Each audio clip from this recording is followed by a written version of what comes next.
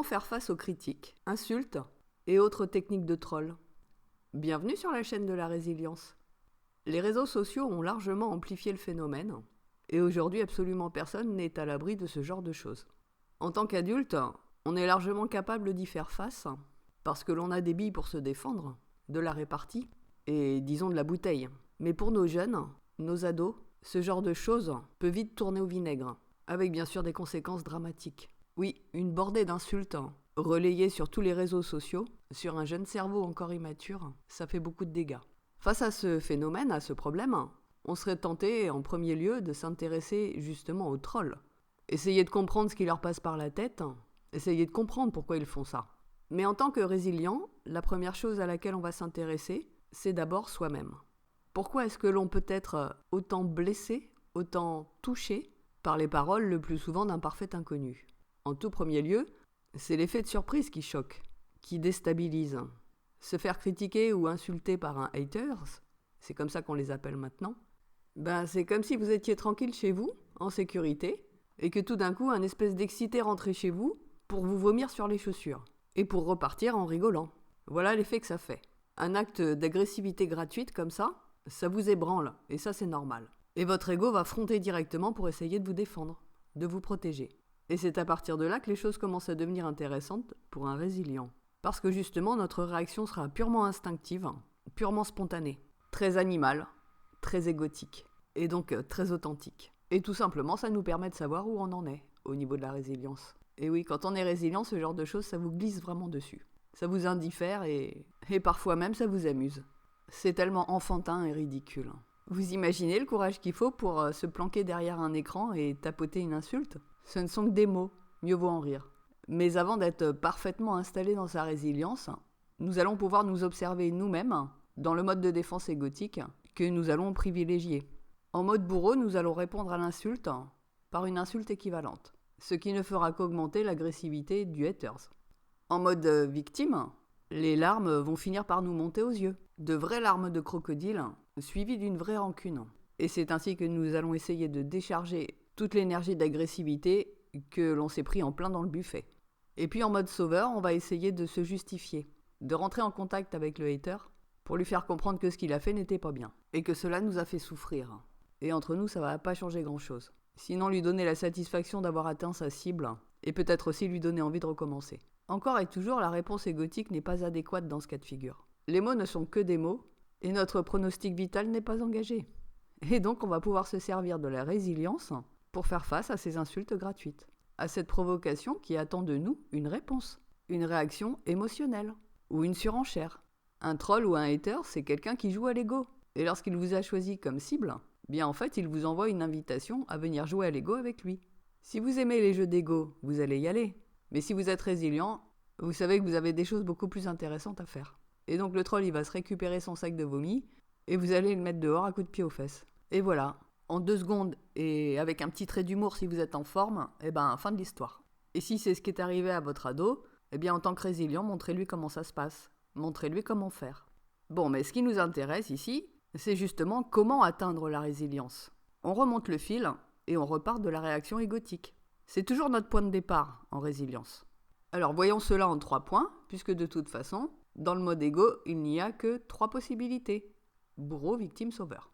Alors si d'instinct, lorsque vous avez reçu cette insulte, vous avez ressenti de la colère, de la haine, une envie irrépressible de répondre à l'insulte par une insulte, ou que vous vous êtes dit avec dureté envers vous-même, voilà, c'est ma faute, tant pis pour moi, j'avais qu'à pas poster ce truc. Là, on a affaire au mode bourreau égotique. Avec la subtilité suivante, c'est que le mode bourreau peut attaquer à l'extérieur, mais peut aussi diriger l'attaque, la charge, envers soi-même. C'est plus rare, mais ça arrive aussi. En tout cas, c'est le mode bourreau. Attaquer ou contre-attaquer pour se défendre. Et ce que l'on souhaite en premier, c'est sortir du mode égotique, parce que de toute façon, il ne mènera pas à la solution. Ce n'est pas en détruisant un hater que vous allez détruire tous les haters de la planète. Ou alors, ça risque bien de devenir le combat de votre vie. Non, ce que vous voulez au fond de vous, c'est que votre troll ou votre hater récupère son sac de vomi, s'en aille et ne revienne jamais. Soyons clairs. Et c'est le seul objectif en tant que résilient d'ailleurs. Votre grande question, c'est pourquoi vous avez réagi sur un mode égotique bourreau. Est-ce qu'on vous aura appris dans votre tendre enfance, et peut-être par mimétisme d'ailleurs par rapport aux adultes qui vous entouraient, qu'il valait mieux dominer ou écraser pour ne pas être dominé ou écrasé soi-même. Est-ce qu'à l'inverse, toujours dans votre tendre enfance, vous avez été entouré d'adultes dominants, humiliants et qui avaient l'habitude de vous insulter? Dans ce cas, eh bien, votre réaction par rapport à l'insulte sera une sorte de réaction de vengeance, de rétablissement de la justice, une opportunité qui se présente grâce à votre hater. La vérité, c'est qu'on ne réagit jamais avec l'ego lorsque l'on n'a pas déjà été blessé une fois, au moins une fois. Ou alors que l'on a été conditionné dans un milieu où la critique, l'insulte, était la base de la communication relationnelle. En résumé, si vous avez réagi en mode bourreau, c'est qu'à l'intérieur de vous, il y a de la colère, de la haine, et c'est un poison émotionnel dont vous aimeriez bien vous débarrasser, mais sans savoir comment faire. Et votre hater, ou votre troll, vient de vous en faire la démonstration. Il a exactement le même problème que vous. Il vient vomir ses insultes et cracher ses vipères. Et comme c'est tombé sur vous, ça vous montre bien que cette méthode ne vous aidera pas à vous débarrasser de votre colère ou de votre haine. Ça l'aura juste mise en lumière. Merci l'ego et merci le troll. L'émotion de haine, c'est l'émotion inversée de l'amour. Haine et amour ont la même puissance. On pourrait même dire que ce sont les deux faces d'une même pièce. Au même titre que la colère et la paix, ou que la critique et la compréhension. Avec cette expérience de l'insulte, vous venez juste de vous rendre compte que vos énergies naturelles ont été inversées. L'énergie naturelle d'un être sensible, comme nous le sommes, nous en tant qu'êtres humains, ce sont des énergies positives. Des énergies qui construisent et non des énergies qui détruisent. Et lorsque nos propres énergies ont été inversées, eh bien elles nous détruisent. Et elles détruisent sur l'extérieur. À part si on a envie de faire l'expérience du masochisme, eh bien on a quand même tout intérêt à les remettre à l'endroit. Une insulte violente, une critique acerbe, n'est rien d'autre qu'une projection de soi-même sur l'autre. Comme on le dit, on ne reproche aux autres que ses propres faiblesses. Et là, c'est une vérité. Par exemple, vous ne pouvez pas vous faire traiter de complotiste, si ce n'est par un complotiste lui-même. Vous ne pouvez pas vous faire traiter de laidron, sinon par quelqu'un qui est très très laid à l'intérieur de lui-même. Entraînez-vous assidûment à cette lecture des choses, et vous verrez que vos énergies vont se remettre à l'endroit, toutes seules. Vous savez, quand on est enfant, on a des petits rituels magiques de langage. Quand un petit camarade vient nous agresser en nous traitant de menteurs, pour prendre un exemple, on réplique facilement « Ouais, menteur toi-même ». Ou encore « C'est celui qui dit qui y est ». Ou même encore en se bouchant les oreilles « Ouais, de toute façon, c'est même pas vrai ». Faites un flashback dans votre passé et rappelez-vous ces choses-là. Les enfants ont en réalité une grande sagesse. Et ce genre de petit rituel magique de langage ou gestuel nous prouve bien à la fois qu'une insulte est une projection et qu'on essaye de se débrouiller pour que le poison émotionnel, la charge émotionnelle négative, ne nous rentre pas à l'intérieur. Et c'est pour cela qu'on se débrouille à faire du bruit ou à se boucher les oreilles par exemple. Cela signifie simplement, bien écoute, garde tes déchets, débrouille-toi avec, fais-en ce que tu veux, mais moi j'en veux pas. En parlant d'enfants, on vient juste de toucher la racine du problème de la réaction égotique. Et puis tiens, profitons-en pour faire une petite séance de thérapie. Lorsqu'à une insulte, une critique, une agression verbale, vous réagissez directement en mode bourreau, voici ce qu'il a dû se passer à peu près dans votre enfance. Avec les petits copains, les petites copines, ceux qu'on considère comme nos égaux quand on est enfant, on se donne le droit de répliquer à une insulte. Mais lorsque ces insultes sont proférées par nos propres parents ou par nos adultes référents, là on n'a plus le droit du tout de répliquer. Et on risque même de sévères représailles en le faisant. Donc qu'est-ce qui se passe dans ces cas-là ? Bien on absorbe le poison, on le met de côté, et à la prochaine opportunité, on va essayer de s'en débarrasser, et donc de faire une projection. Et les futures occasions, les prochaines occasions, elles vont avoir lieu grâce à des stimuli. Oui, c'est assez comparable à des traumatismes en fait. Et donc les stimuli, ça va être les insultes des haters, sur les réseaux sociaux par exemple. Ou le voisin mal embouché qui vous fait une réflexion de travers. Et si vous avez accumulé en plus beaucoup de colère à l'intérieur de vous, c'est sûr que l'histoire elle va partir en cacahuète. On reste bloqué dans un mode égotique bourreau lorsque l'on ne sait pas pardonner. C'est vraiment l'épreuve du bourreau égotique, le pardon. Et si c'est votre mode de réaction privilégié, bien sachez une chose, c'est que vous ne pourrez jamais retrouver de soulagement, vous ne pourrez jamais vous débarrasser de la haine que vous avez à l'intérieur si vous la projetez sur d'autres personnes que celles qui vous ont instillé le poison à l'origine. Le premier acte de pardon, c'est envers vous-même que vous devez le faire. Vous devez vous pardonner, en tant qu'enfant, de n'avoir su comment réagir lorsque votre parent ou l'adulte référent en question vous insultait, vous critiquait. Lui aussi était en mode bourreau, en pleine projection de lui-même. Et c'était très lâche de sa part de s'en prendre à un enfant. Et d'autant plus lâche si en plus c'était le sien. Et puis il est fort à parier aujourd'hui que si ce parent ou cet adulte est encore de ce monde, face à vous, cette fois devenu un adulte, il ne se risque plus à vous critiquer ou à vous insulter. Le bourreau égotique est en général un lâche, qui n'ose s'en prendre qu'à plus faible que lui.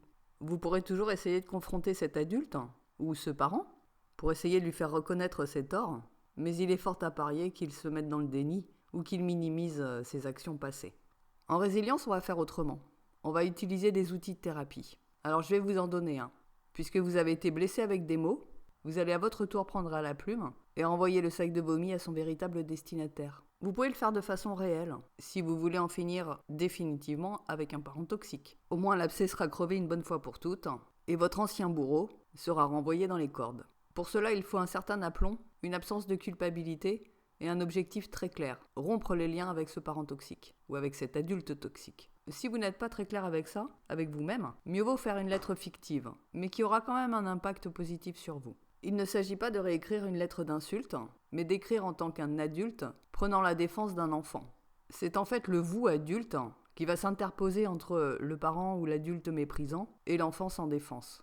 Et là, vous allez vous en donner à cœur joie et dire ce que vous avez sur le cœur. Vous allez tout déballer, avec des mots d'adulte, une répartie d'adultes. Vous allez tout simplement devenir le héros de votre enfant intérieur. Ensuite, relisez votre lettre à haute voix plusieurs fois, et puis si vous ne l'envoyez pas, bien détruisez-la. Dans les jours ou les semaines qui vont suivre, une sorte d'alchimie intérieure va s'opérer en vous, pas forcément très agréable dans les premiers jours, mais un gros poids va disparaître, pour toujours. Vous allez vous sentir extrêmement soulagé, guéri, d'avoir pu verbaliser toute l'origine de votre colère. Et de fait, vous constaterez qu'au prochain stimuli, à la prochaine provocation verbale, vous n'aurez plus cette attitude de défense égotique. Vous comprendrez juste que, en face, vous avez affaire à un lâche qui est en train de faire une projection de lui-même, qu'il est en train de se dévoiler, et qu'il est en train, lui aussi à son tour, d'essayer de se débarrasser de ses déchets toxiques. Et ainsi, vous n'aurez plus de colère, plus de haine, parce que vous avez de la compréhension. Vous voyez, les énergies se remettent à l'endroit. Donc bien sûr que vous n'allez pas laisser passer l'histoire sans rien faire, et sans rien dire. Mais vous allez réagir avec sang-froid, répartie et maturité. Et avec un trait d'humour, ce sera même encore mieux. Il faut que votre hater comprenne une bonne fois pour toutes qu'il n'est pas le bienvenu chez vous, et que vous ne l'autorisez pas, ni lui ni personne d'ailleurs, à déposer ses déchets et à repartir en rigolant. Et non, dans la vraie vie, ça se passe pas comme ça. Bien, alors maintenant parlons un petit peu du mode victime. La victime égotique, elle agit en 3 temps. Elle donne le bâton pour se faire battre, elle encaisse le coup, et après elle vient pleurer. Qu'on ne se méprenne pas, une victime égotique n'est pas une vraie victime. À l'instar d'une vraie victime, la victime égotique est capable de se défendre. Mais dans son jeu égotique, elle a juste envie de se faire plaindre, d'attirer vers elle de l'empathie, d'avoir beaucoup de gens qui abondent dans son sens. Victime égotique, c'est un jeu de manipulation, et parfois même un jeu de provocation. L'objectif inavoué de la victime égotique, c'est d'être blanchi en salissant les autres. Alors autant pour notre bourré égotique, le problème central, c'est le pardon, autant pour la victime égotique, le problème central, c'est d'assumer ce qu'on est, d'assumer ce qu'on pense et d'assumer ce qu'on dit. Bien sûr que quand on fait des choses sur les réseaux sociaux, on s'expose à des critiques, à des insultes, à ce genre de choses. Le monde de l'ego n'est pas le monde des bisounours.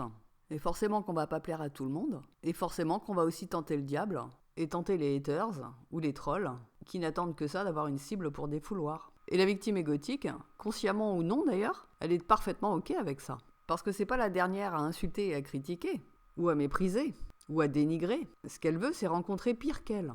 Justement pour se blanchir et redorer son blason. Et puis accessoirement à trouver de la vraie matière pour critiquer. Et puis le jour où elle va tomber sur un vrai hater bien méchant, un vrai troll bien dégueulasse, elle aura des difficultés pour gérer son jeu d'ego correctement et elle va faire appel aux troupes. Elle va monter tout ça en épingle. Elle va créer un scandale et une polémique qui n'avaient pas lieu d'être. Et là du coup pour le hater ou le troll, c'est un petit peu l'arroseur arrosé. Bon mais ceux-là on va pas les plaindre, tant pis pour eux. La victime égotique c'est un petit peu l'histoire de Pierre et le loup. À force de crier au loup et au scandale pour rien, on finit par plus l'écouter du tout. Et le jour où c'est le vrai loup qui se pointe, aïe, c'est aussi l'heure d'assumer. Ouais, d'assumer ses provocations, sa mauvaise foi, ses mensonges ou ses exagérations. Le « c'est pas de ma faute », c'est pas moi qui ai commencé, c'est l'autre qui est méchant, il faut me plaindre, il faut me secourir, ça va plus marcher. Je vous l'avoue, c'est pas très glorieux de pouvoir s'observer dans ce rôle-là. Et l'objectif de la résilience, c'est justement d'en sortir. Alors cette fois, qu'a-t-il pu se passer dans votre enfance pour que vous ayez opté pour cette stratégie égotique de défense ?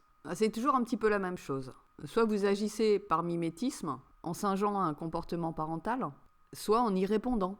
Dans le premier cas, il suffit de remettre ça en question et d'adopter des comportements adultes, matures, responsables. Et dans le second cas, il convient de réparer ce qui a été fait et mal fait. Vous avez probablement eu des parents ou adultes référents qui ont toujours pris votre défense. et qui, de fait, ne vous ont jamais permis de vous assumer, d'assumer vos responsabilités. De comprendre en fait que vos choix, vos paroles, vos comportements ont une incidence sur l'extérieur. Avoir eu des parents surprotecteurs ne vous aide pas vraiment dans la vie, même si au départ ça part d'une très bonne intention. Au final, ça vous empêche de grandir et d'acquérir une maturité d'adulte.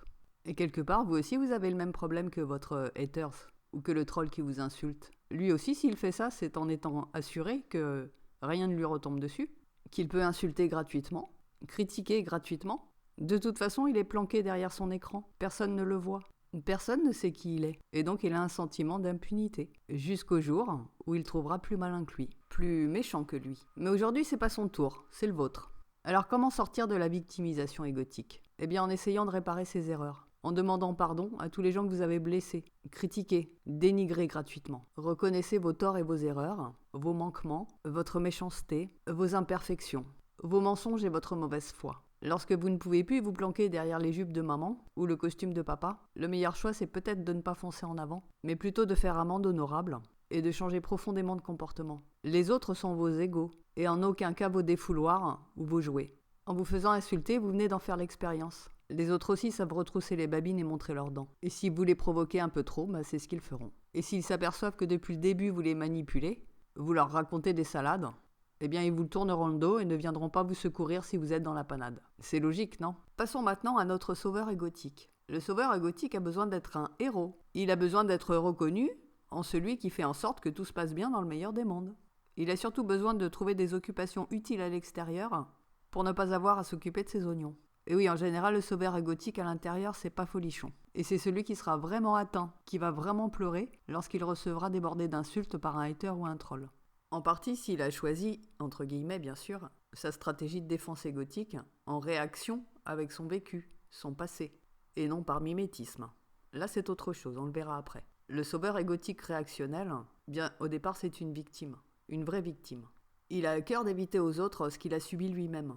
Mais pour autant, il ne fait pas ce qu'il faut pour se réparer. Il minimise ses souffrances, ses vécus, ses traumatismes, et ne fait donc rien pour lui-même. Donc le jour où un hater ou un troll s'en prend à lui directement, c'est exactement comme s'il revivait une scène de son passé. Et là, bien sûr, le héros si fort et si sûr de lui s'effondre. Son assise narcissique apparente n'est qu'une illusion. Et c'est ça qu'il se prend en pleine face, avec cette agression gratuite. C'est ce qu'il a vécu pendant son enfance, ou du moins ce à quoi il a assisté. Et une fois encore, personne ne viendra à son secours. Parce qu'en général, l'entourage des sauveurs égotiques, bien c'est une ribambelle de profiteurs, de parasites qu'il nourrit par sa grande générosité, son altruisme et son abnégation. Pas de chance sur ce coup-là, il va falloir qu'il s'occupe enfin de lui, tout seul. Une fois n'est pas coutume, il va devoir se sauver lui-même. Alors pourquoi notre sauveur égotique est si profondément blessé par les insultes, par la méchanceté gratuite ? Bien plus que n'importe qui d'ailleurs. C'est parce que le contenu des insultes le renvoie à l'image qu'il a de lui-même, la véritable image. Il a une part de lui qui est prête à y croire, qui se dit qu'après tout, le hater, le troll, a parfaitement raison, parce qu'il confirme ce que le parent ou adulte référent a toujours dit à cet enfant maltraité. Chez le sauveur égotique réactionnel, il y a une part d'enfant qui est resté sidéré, impuissant, dans l'incompréhension la plus totale. Le sauveur égotique ne peut pas comprendre l'absence de culpabilité et l'absence d'empathie. Et c'est le cœur de ce qu'il doit travailler s'il veut sortir de sa posture égotique. L'empathie, c'est pas automatique. C'est le fruit d'une expérience douloureuse que l'on ne souhaite à personne. Et précisément, c'est le que l'on ne souhaite à personne qui n'est pas automatique. Il n'y aurait à peu près que 10% environ des gens qui soient capables d'une véritable empathie envers leur prochain. Ça fait pas beaucoup. On vit dans le monde de l'ego. Est-ce que seulement 10% des personnes auraient atteint la résilience ? Notre sauveur égotique doit en prendre acte, accepter cette réalité et vivre avec. Et puis surtout, il doit prendre conscience de sa propre culpabilité, qui, en tout état de cause, ne lui appartient pas. Pourquoi ce serait à lui de porter ce poids, à la place des vrais coupables qui vont et viennent, le cœur léger ? Et pourquoi ce serait à lui de jouer les redresseurs de tort, alors que personne ne bouge le petit doigt ? Un sauveur égotique qui revient à la conscience, et je vous assure que ça passe pas inaperçu. On ne l'entend plus dire « Pardonnez-leur, ils ne savent pas ce qu'ils font ». Non, non. Quand celui-ci passe en mode résilience, vous l'entendrez dire « Allez-y, battez-vous, tuez-vous, démerdez-vous. Moi je m'occupe de mes oignons maintenant. Et on ramassera les miettes après. Ou pas. » Oui, oui, tout à fait. Un sauveur en résilience, ça passe pas inaperçu. C'est confirmé. Et quelle légèreté pour lui lorsqu'il sort de la culpabilité. Le sauveur égotique réactionnel reste figé dans sa posture parce qu'il se culpabilise du fait de n'avoir pas pu être à la hauteur pour avoir empêché ce qui lui est arrivé, ou ce qui est arrivé tout court, chose à laquelle il a dû assister sans pouvoir rien faire. C'est normal, quand on est sidéré, on ne peut plus bouger, on ne peut rien faire. Allez, on a gardé le meilleur pour la fin. Le sauveur égotique par mimétisme. Alors celui-là, il a rien d'un sauveur, mais alors vraiment rien du tout. Il a grandi avec des parents ou des adultes référents qui étaient toujours prêts à rendre service, toujours aux petits soins pour les autres, et qui du coup avaient une excellente réputation, et de fait, l'estime de tous. C'est excellent ça pour un ego qui ne veut jamais se remettre en question. N'avoir que des flatteries et des compliments. Ça permet surtout de faire les pires vacheries du monde, en étant en dehors de tout soupçon. Monsieur et Madame Parfaite en société, et une monstruosité en privé, ou à l'abri des regards. C'est dans cette catégorie que l'on retrouve les personnalités les plus problématiques. On n'arrive tout simplement pas à croire que ce que l'on voit, ce qui est donné à voir, est l'inverse de la vérité. Et oui, ces personnalités-là ont une telle maîtrise de leur image qu'on ne peut pas soupçonner l'envers du décor. Et par-dessus le marché, ils jouissent d'un entourage très important et aussi très admiratif. Sauf que le jour où ils commencent à se prendre des insultes, des critiques, que celles-ci soient réellement fondées ou pas, leur réaction est complètement disproportionnée. Le hater ou le troll qui tombe sur une personnalité comme ça a vraiment du souci à se faire. C'est comme s'il arrivait avec sa tapette à mouche et que le lendemain il se retrouve pris entre le bazooka, le lance-flamme et le char d'assaut. Là au moins le hater ou le troll, il a servi à quelque chose. Il a fait tomber les masques. Il y a peu de chances qu'un sauveur égotique par mimétisme se remette en question et ait envie de devenir résilient. Mais c'était quand même normal d'en parler. Le seul moyen de faire tomber l'armure d'un sauveur égotique par mimétisme, c'est d'être un résilient à toute épreuve. Et oui, ce sauveur égotique par mimétisme est complètement l'inverse de l'empathe. C'est plutôt l'antipathe ou le sociopathe qu'on va retrouver dans cette catégorie. Sa seule dynamique, c'est que ses mensonges ne soient jamais révélés. Et c'est pour ça qu'il mènera la guerre à toute personne ayant mis le doigt sur sa véritable personnalité, et donc sur ses mensonges, sur ce qu'il veut dissimuler à la face du monde. Plus de 20 minutes, je m'arrête là. Pour conclure sur la question, comment faire pour rester résilient lorsque l'on se prend des insultes ou des critiques ? Premièrement, suivant sa posture égotique, chaque personne va réagir différemment, et donc c'est un des moyens pour savoir la posture égotique qui domine chez nous. Et deuxièmement, en fonction de ça, ça nous permet de savoir sur quoi travailler exactement pour en sortir.